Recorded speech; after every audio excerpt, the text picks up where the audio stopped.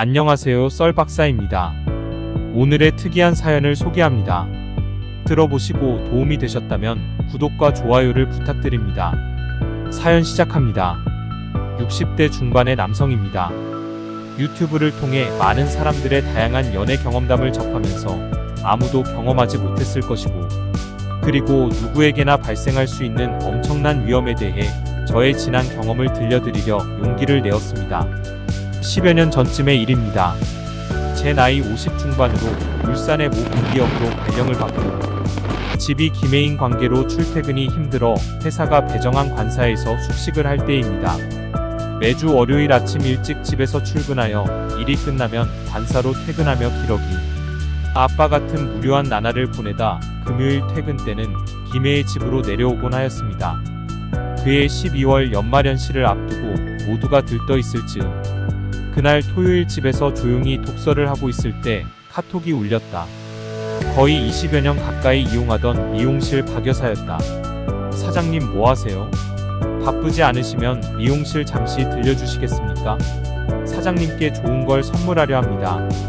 라는 내용이었다.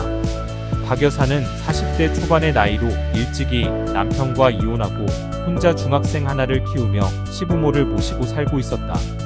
이쁘장한 젊은 여사장에서 난데없이 이런 문자를 받고 보니 마음이 설레기 시작했다. 늘 가던 미용실은 나이 들어가면서 왠지 덜렁덜렁 쉽게 출입하기가 부담스러워 밖에서 보고, 손님이 있을 때는 잘 들어가지 않고 있다가 조용할 때 들어가곤 했는데, 그럴 때마다 여사장 박은 내가 무료하지 않을 정도로 이것저것 물어보면서 곧잘 말을 걸곤 하였다. 나는 그런 그녀가 밉지 않았기에 그녀의 물음에 진솔하게 답변하며, 나도 그녀가 불편하지 않을 정도의 말을 주고받으며 그녀와 조금씩 친근감을 쌓아갔다. 미용실은 대형마트 주변으로 손님이 꽤 많았기에 그녀는 친언니와 함께 미용실을 운영하고 있었다. 나는 가끔 마트를 들릴 때면 커피나 과일 등을 사서 그녀에게 건네주곤 하였다.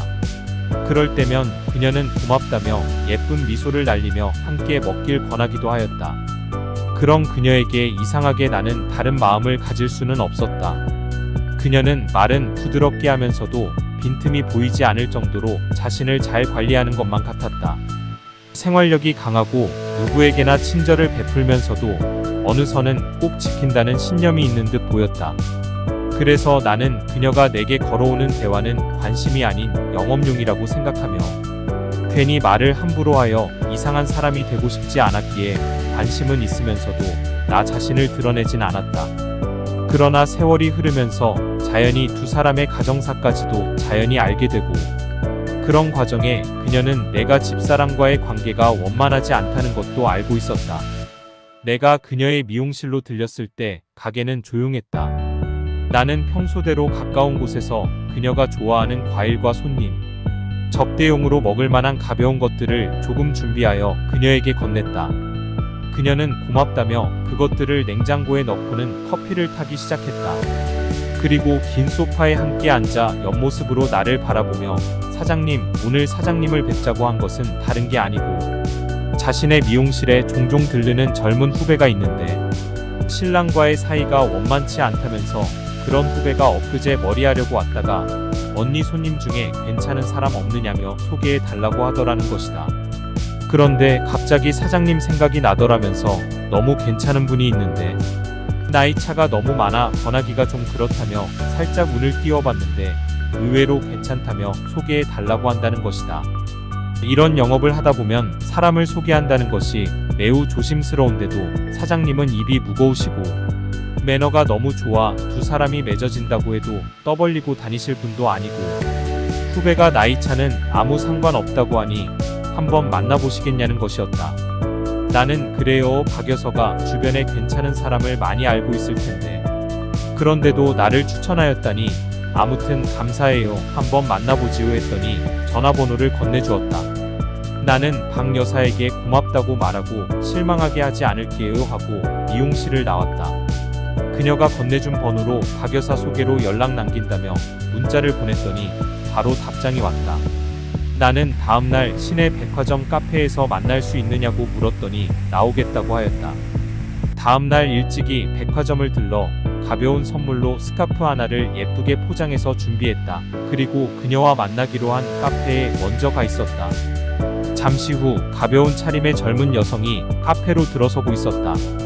나는 직감적으로 그녀임을 알고 자리에서 일어서니 그녀가 나와 눈이 마주치자 서로 말 한마디 주고받지 않았지만 우리는 눈인사를 나누고 있었다. 나는 미소와 함께 그녀에게 손을 내밀며 김민준입니다. 라고 말하자 그녀도 손을 살짝이 내밀며 이미윤입니다. 라며 미소로 답했다. 우리는 차를 주문하고 내가 그녀에게 먼저 말을 꺼냈다. 이렇게 나이 든 사람을 외면하지 않고 청해주셔서 감사합니다. 라고 하자 그녀는 언니에게 사장님 얘기는 많이 들었다며 편하게 말씀하셔도 됩니다. 라며 나이 차에 대한 나의 미안함을 그녀는 불편하다는 듯 아주 명량하게 말을 건네며 나의 마음을 편하게 리드해 나갔다. 그녀는 30대 초반으로 자신을 소개하며 가족관계 등을 솔직하게 말해주었다. 처녀 때 직장에서 지금의 남편을 중매로 만났는데 시댁이 TV에도 여러 번 방영된 유명한 맛집을 운영한다며 자신도 그곳에서 시모님을 도우며 열심히 일을 했지만 신우들의 농간으로 가게에 나가지 못하고 있으며 자신의 말은 외면하고 시댁 편만 드는 남편으로 인해 너무 심한 배신감에 남편과의 관계가 소원해지면서 미용실을 자주 찾게 되었다고 한다. 그곳에서 언니가 가끔 사장님 얘기를 하는 것을 들었는데 직장도 좋고 사람도 좋은데 부인과 따로 독방을 쓴 지가 20년도 되었다는 얘기와 그로 인해 외로움이 크시다는 말을 들고 마음이 흔들렸다며 어느 날 용기를 내어 자기가 먼저 사장님을 한번 만나게 해달라고 부탁을 했다는 것이다. 집사람과의 독방 얘기는 사실이었고 그러나 그 말을 언제 했는지는 기억도 나지 않았다. 그녀는 가끔 눈망울이 촉촉해지기도 하면서 무척 나를 배려하고 있었다. 나는 그런 그녀를 보면서 그녀 역시 강한 외로움이 억누르고 있음을 건네는 대화 속에서 충분히 감지할 수가 있었다. 우리는 가까운 식당으로 자리를 옮겨 저녁을 함께하면서 술을 한잔 하겠느냐고 물었더니 자기는 술은 하지 않는다며 그러나 사장님이 차를 갖고 오지 않는 날 기회가 되면 함께 하겠다고 했다. 나는 그런 그녀가 고맙기도 하고 점점 더 이뻐 보이면서 그녀의 매력에 빠져들고 있었다. 우리는 백화점을 나와 내 차로 그녀 집으로 바래다 주면서 뒷좌석에 준비해둔 선물을 그녀에게 건넸다. 그녀는 언제 이런 걸 준비했냐면서 의아해하며 고맙다고 했다. 나는 오늘 서로가 맞지 않으면 헤어질 수도 있겠지만 나이 차를 극복하며 나와주는 당신을 위해 마음을 표시하고 싶었다고 했다. 그녀는 말없이 자기 집을 향해 가다가 집이 가까워 오자 좀 더 함께 있다 가고 싶다고 했다. 나는 우리 아파트 주변 조용한 공터로 차를 몰았고 그곳에는 공사 중이라 가로등도 없었고 외부 차량들이 많이 주차되어 있었다. 그곳 외진 곳에 주차를 하자 차 안은 고요한 정적이 흐르고 두 사람의 가늘한 호흡 소리만이 실내를 채우고 있었다. 내가 살짝이 그녀의 손을 잡자 그녀가 깍지를 꼭 끼었다. 그리고 자기는 이성으로부터 이런 선물은 처음 받아본다며 사장님께 너무 마음이 끌린다고 하였다. 내가 그녀를 바라보며 앞으로 잘할게요. 했더니 그녀가 먼저 가볍게 입맞춤을 해온다. 내가 그녀를 받아들이자 그녀의 어깨가 가늘게 떨리고 있는 것을 느낄 수 있었다. 그녀의 몸이 점점 달아오르면서 오늘 집에 들어가지 않으면 안 되나요? 라고 묻는다. 내일 새벽이면 집을 나서야 하는데 그런 그녀의 물음은 너무 의외였고 이렇게 빨리 진행될 줄은 꿈에도 생각 못했다. 나는 이 만남을 소중히 이어가고 싶었기에 성급하지 않게 조심스럽게 천천히 그녀에게 다가가리라 생각하고 오늘은 그녀를 집으로 바로 보내려고 했었는데 그녀가 먼저 그것도 첫날에 이런 제안을 할 줄은 몰랐다. 나는 집사람에게 전화했다. 내일 일찍 출발하기 귀찮아서 바로 울산으로 올라왔다고 말했다. 그리고 그녀와 함께 가까운 모텔로 향했다.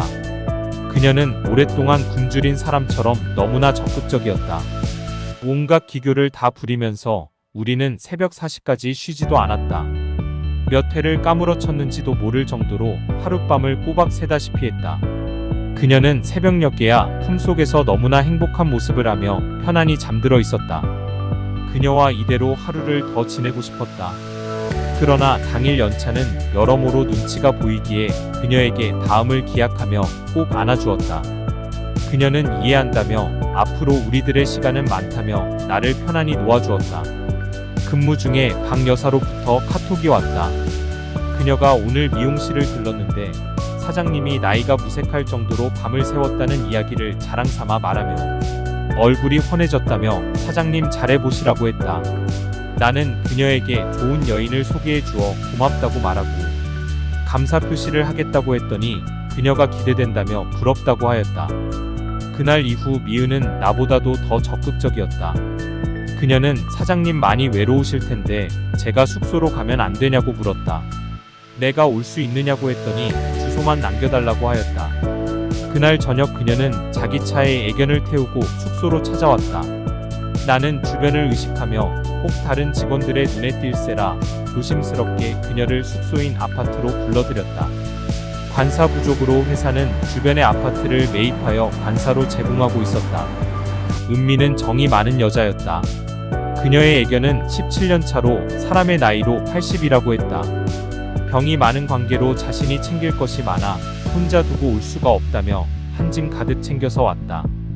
내가 먹을 밑반찬이랑 밤을 함께 보낼 분위기 조성용으로 향기 나는 향초와 와인도 준비해왔다. 준비해온 재료로 된장찌개도 맛있게 끓이고 각종 밑반찬으로 진수성찬을 차렸다. 그리고 반찬을 입에 넣어주기도 하며 가볍게 와인도 함께했다. 온갖 재미있는 이야기로 분위기를 돋구며 나의 마음을 들떠게 만들더니 상을 치우기 시작했다. 그리고 욕실로 향했다. 잠시 후 촉촉한 머리를 매만지며 준비해온 가운을 걸치고 방으로 들어왔다. 내가 욕실에서 돌아오자 방 안은 여러 개의 향초불이 일렁이며 그윽한 향이 방 안 가득했다. 그리고 휴대폰에서는 잔잔한 음악이 흘려나왔다. 무드를 잡으려는 그녀의 모습이 너무 아름다웠다. 잠자리에 들자 애견이 우리들의 행위를 물끄러미 바라보며 중간에 끼어들기도 했다. 나는 잠자리 내내 그녀의 입을 막아야만 했다. 아파트 벽이 방음이 약해 옆집 부부의 목소리도 가느다랗게 들리는데 은미가 내는 소리는 벽을 통과하고도 남을 것만 같았기 때문이다. 새벽에 잠시 눈을 붙인 것이 전부일 정도로 그녀는 지칠 줄을 몰랐다. 사랑한다는 말을 쉼없이 쏟아냈다. 은미는 이틀을 머물다 내려갔다. 이후로 부산을 내려가는 날이면 우리는 장소를 가리지 않았다. 그렇게 꿈같은 시간을 이어가던 중 어느덧 여름이 찾아왔다. 부산으로 내려온 금요일 저녁을 은미와 함께 보내고 이튿날 저녁에 집에서 자는데 너무 더워서 에어컨을 틀고 잤다. 그런데 아침에 일어나니 목에 무엇이 걸린 것처럼 목이 붓고 아팠다. 가끔 선풍기를 틀고 자면 뒷날 목이 붓는 현상이 종종 있었기에 그러나 그 약을 다 먹어도 증세가 호전되지 않아 다시 병원을 무언가 기분 나쁘게 생긴 작은 혹이 자리 잡고 있었다. 의사 선생님은 약을 처방해 주시면서 별거는 아닌데 그래도 좀 더 정밀 검사를 한번 받아보라며 큰 병원에서 조직 검사를 받아보길 권했다. 그렇게 시작된 조직 검사 결과는 일주일 뒤에 나왔다. 결과는 뜻밖에도 편도암이었다. 그런데 그 병의 원인은 너무나 충격적이었다. 이뉴두종에 의한 편도암의 발병 원인이 자궁경부암균의 일종인 HPV를 보유한 여성의 질을 통해 구강전이 시 남자의 입속으로 감염되어 자리하고 있다가 남자의 면역력이 약해질 때 발병하는 편도암으로 일종의 성병이었다. 나는 은미에게 이러한 사실을 솔직하게 말하고 자궁경부암 검사를 한번 받아볼 것을 권했다. 만약에 균을 보유하고 있다면 자궁경부암으로 발전할 수 있으니 예방 조치를 취할 생각이었다. 그 결과 은미에게서 그런 균이 발견되었다. 그러나 달리 방법은 없었고 10대 때 예방접종을 통해 피할 수는 있으나 현재는 수시로 관찰하는 것이 전부였다. 수술은 신촌 세브란스 병원에서 이루어졌다. 가볍게 생각한 수술은 끔찍한 후유증을 안겨주었다. 그래도 그 암은 예후가 좋다고 하여 어느 정도 안심하였지만 방사선 치료가 시작되면서 전혀 음식을 섭취할 수가 없었다.